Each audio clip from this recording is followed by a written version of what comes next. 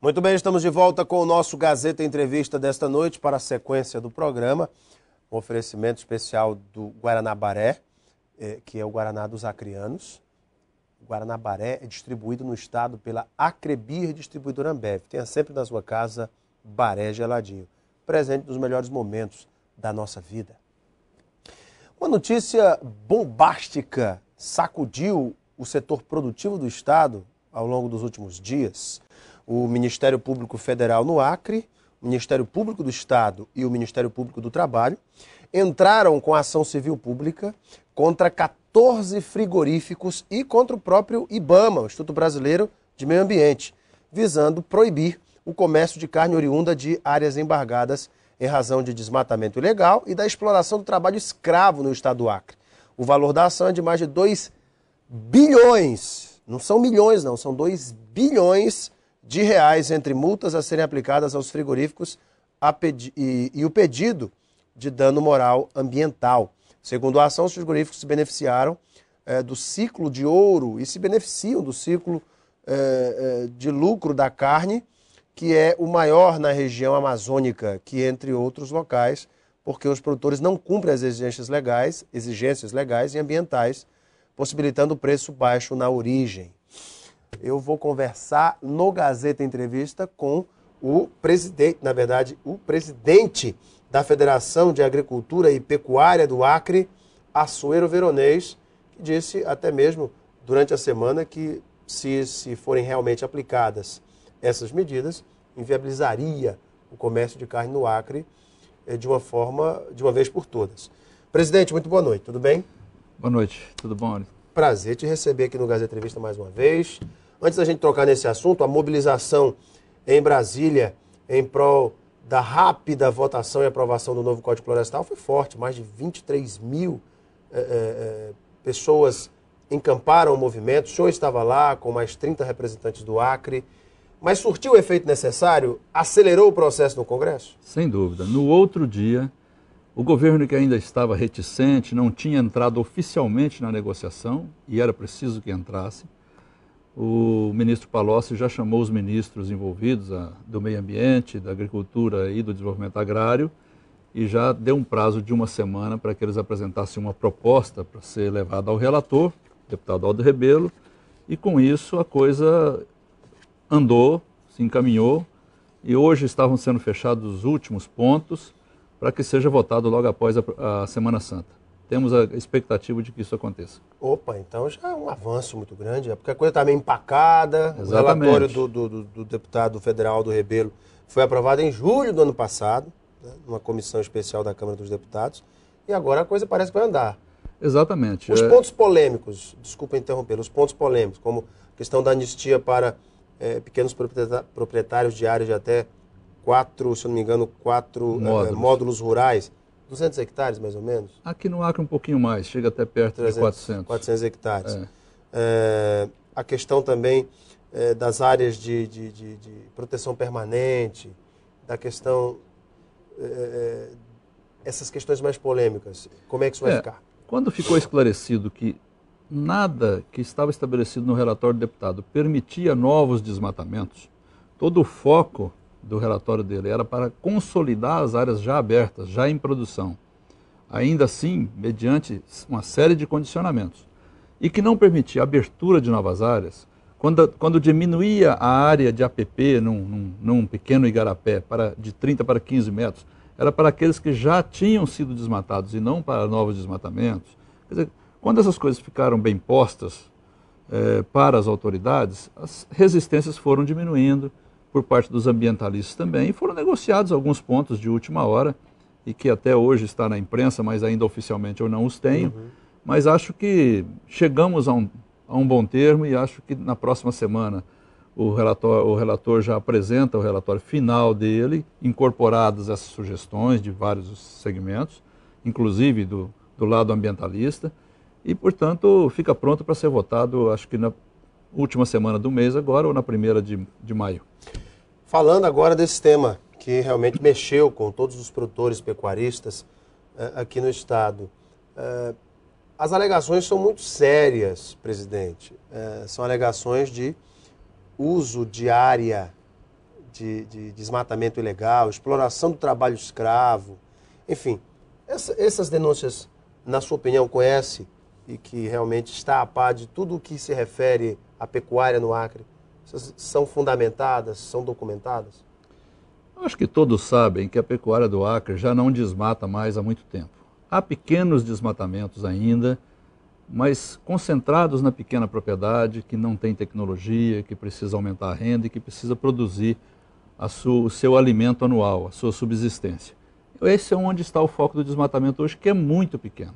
O Acre fez todo um trabalho, o governo do Acre pactuou com a sociedade, com os segmentos todos, um grande trabalho através do zoneamento, depois da política de valorização do ativo florestal, né, da regularização das áreas, instituiu até os serviços ambientais agora, através de lei, no final do ano passado. Quer dizer, o Acre tem se mostrado um estado de vanguarda nessa questão da preservação florestal. Tanto que o governo chama até o governo da floresta. Quer dizer, é um governo tido e reconhecido como um governo que cuida dessa questão ambiental. De outro lado, a proposta que o Ministério Público tentou encaminhar desde o ano passado para os frigoríficos assinarem um termo de ajustamento de conduta, um TAC, ela trazia inovações legais que não estão previstas em lei. Ora, o TAC é para ajustar a conduta à norma. Pessoa que está errada, que não está cumprindo a lei, faz lá um termo de ajustamento e passa a ter que cumprir aquilo ali. Aquilo que resta. Mas para cumprir a lei. Agora, um termo de ajustamento de conduta que não tem previsão legal, que não está na lei, não tem sentido. Não se pode legislar por TAC. Quem legisla é o legislativo. Claro. Diante dessa insistência do Ministério de que os frigoríficos assinassem um TAC, que seria prejudicial para eles e para a pecuária, e mais do que isso, que eles não poderiam cumprir as cláusulas que estavam ali, não tinham condições de cumprimento, eles não tinham instrumentos de controle para cumprir o que estava sendo estabelecido. Não assinaram. Não assinaram. Mesmo depois que a Federação da Agricultura, a Federação da Indústria e a Federação do Comércio assinaram um documento bastante amplo, bastante substancial, levamos ao Ministério Público há um mês atrás, para que ele reconsiderasse dessa decisão, tentando dissuadi-lo de tomar uma medida tão dura. Nada adiantou, esse documento nem foi respondido, e ontem eles entraram com essa ação civil pública, né, contra 3 frigoríficos maiores, os maiores que nós temos, e mais 11 pequenos matadouros, que têm uma renda muito baixa, impondo ao IBAMA a obrigação de multá-los em mais de 2 bilhões de reais. Isso significa, é mais do que o valor de todo o rebanho do estado do Acre. E citando o próprio IBAMA, né, como parte, né? Como parte, pela omissão de não ter multado. Uhum. Não tem sentido, Alain, a multa é totalmente desproporcional, né? Ela significa o banimento da pecuária do estado. Ou pelo menos um retrocesso a um tempo em que nós não tínhamos frigorífico e tínhamos que vender os bois em pé, os bois vivos, para serem abatidos em outros estados. Então, o que vai contra a política hoje de industrialização do estado, de agregação de valor, de geração de emprego aqui dentro do estado. Né? Pelo que eu estou vendo, a própria Federação da Agricultura e outros órgãos, como o senhor citou, tentaram mediar essa situação, porque trata-se de uma situação que aconteceu no passado, que, na sua opinião, não condiz mais com o que é realizado hoje, a utilização dessas áreas. A partir da ação civil pública, parte-se apenas para defesa judicial ou ainda é possível uma mediação nesse caso? Eu acho que a partir de agora a defesa é judicial, né? Mas ela não vai parar por aí, porque essa ação foi contra os frigoríficos e agora já se começa uma ação em busca das propriedades, né, dos proprietários, que parece que vai ser desencadeada agora, porque hoje já tem uma relação de 18 fazendas escolhidas pelo seu tamanho, me parece, as maiores, para serem vistoriadas, impondo ao IBAMA também que faça esse trabalho de uma vistoria rigorosa em cima dessas propriedades. Ou seja, me parece que há uma cruzada, né, persecutória em cima da pecuária para tentar impor a ela obrigações, primeiro, que a lei não prevê, e depois ônus que os produtores não podem arcar. E, pior, sem reconhecer todo o esforço que nós estamos fazendo para nos adaptar à lei, a uma nova realidade, onde a própria sociedade não aceita que se desmata mais. As propriedades embargadas, tem mais uma coisa importante para ser dito. As propriedades que estão embargadas por algum motivo, e tem muitas propriedades que o IBAMA, quando vai lá, constata uma irregularidade, ele multa e embarga. Mas ele não embarga a propriedade, ele embarga a área do ilícito. A pessoa fez lá uma derrubada ilegal, é embargada aquela área e não a propriedade. Se constatado pelo próprio IBAMA, algum dia, que está sendo descumprido o embargo, e o embargo significa não pôr gado lá naquela área, se for descumprido, aí sim o IBAMA pode multá-lo e notificar tanto ao IDAF para não emitir guia de trânsito de animal, como a Secretaria da Fazenda para não emitir nota. Portanto, tira ele da comercialização. Da forma que foi feita, não foi cumprido esse rito. Eles apenas pegam, o Ministério Público pegou no site do IBAMA, que tem lá uma página com as áreas embargadas, e com base naquilo e nos GTA que foram requisitados do IDAF, fez um cruzamento e estabeleceu essas propriedades para serem vistoriadas. Essas multas com base nesse gado que foi dessas propriedades, mas que necessariamente não são de áreas embargadas.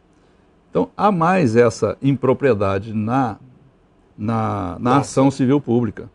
E ela se baseia em premissas do tempo que o desmatamento corria solto na Amazônia, que era realmente uma coisa descontrolada e com muita ilegalidade. Todo o pressuposto que se baseia a ação é nesse sentido, quer dizer, de que nós estamos, parece que, vivendo o tempo ainda em que se desmatava e que ninguém coibia isso. O tempo são outros. A nota ainda aqui do Ministério Público Federal sobre essa questão diz que a ação sustenta no campo jurídico que os frigoríficos contribuem para a ofensa ao direito fundamental, ao meio ambiente equilibrado, bem como ao dever também previsto na Constituição de não agredir o meio ambiente. Também são arroladas nos fundamentos jurídicos da ação a função socioambiental da propriedade e a possibilidade de que a atividade seja desenvolvida de maneira sustentável. A ação pede que o IBAMA cumpra seu dever de multar os frigoríficos nos valores levantados durante a investigação, ou seja, mais de R$1 bilhão. Além disso, também é pedida a indenização por danos morais ambientais no mesmo valor, que dá a causa o valor total de R$2 bilhões. Não, e colocam na ação coisas... quando eu falo que não há previsão legal, tanto dessa questão do embargo, mas há também colocado na ação a questão de trabalho degradante, ou trabalho escravo. Ora, o trabalho escravo, se existe pontualmente. O chamado trabalho escravo, ou algum trabalho tipo chamado degradante. Ou o que configuraria casos semelhantes ao trabalho escravo e que devem realmente ser punidos. Devem ser punidos, ninguém é contra isso, claro. Ninguém defende esse tipo de ilegalidade. Nós somos legalistas.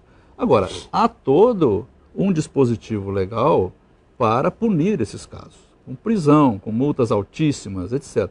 Menos sequestro de gado. Menos impedir comercialização de gado. Portanto, é mais uma impropriedade da ação, que não está previsto na lei. Prevê o sequestro dos animais como forma de multar, enfim, de exatamente. Mas o proprietário. Mas o proprietário até precisa ter meios de comercialização dos animais para pagar as multas, para pagar o que ele ficar devendo à justiça ou aos seus empregados, etc.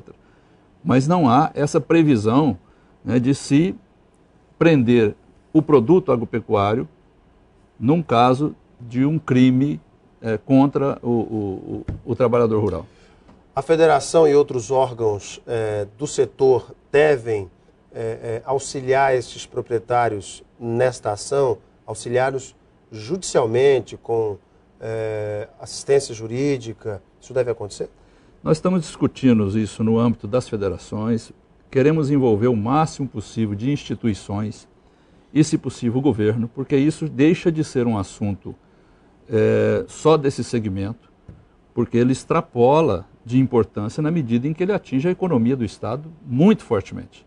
Acho que é uma preocupação da sociedade, é uma preocupação do governo. São empregos que vão ser perdidos, são impostos que serão perdidos e uma atividade que é a mais importante hoje do ponto de vista econômico do Estado, é a mais fortalecida que nós temos, a que gera mais renda, e ela será fatalmente prejudicada e, portanto, a economia de todo o Estado será abalada com isso se nós banirmos os frigoríficos daqui, porque multas desse nível ninguém consegue pagar e serão fechados. Esses frigoríficos devem continuar trabalhando, fornecendo carne até até que período? Até o final da ação ou alguma medida deve ser tomada pelo Ministério Público para fechá-los temporariamente? A ação foi pedida uma liminar. Então depende da decisão judicial. Judicial, da liminar. Se o juiz der uma liminar favorável, naturalmente nós teremos já um problema para enfrentar, que seria a questão do embargo.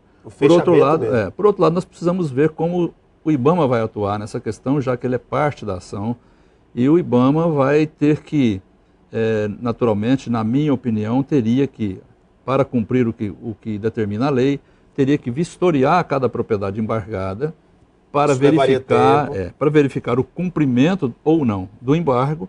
Aqueles que estiverem cumprindo não teriam nenhum problema, mas os que não estiverem cumprindo seriam retirados da comercialização de seus animais. Esse seria o procedimento a ser adotado. E administrar a ação agora pelos advogados das empresas, né, e mais os proprietários que eventualmente também possam ingressar. Gente, é um tema muito espinhoso, complicado, e nós trouxemos aqui o presidente da Federação da Agricultura e Pecuária do Acre, Açoeiro Veronês, para nos trazer a opinião e o posicionamento dos produtores. Presidente, obrigado pela sua vinda, viu? Obrigado, Alain. Mais uma vez, muito obrigado. Satisfação. Para vocês de casa que nos acompanharam, muito obrigado pela audiência e o carinho. Um beijo imenso a todos, fiquem com Deus no coração e tenham um ótimo final de semana.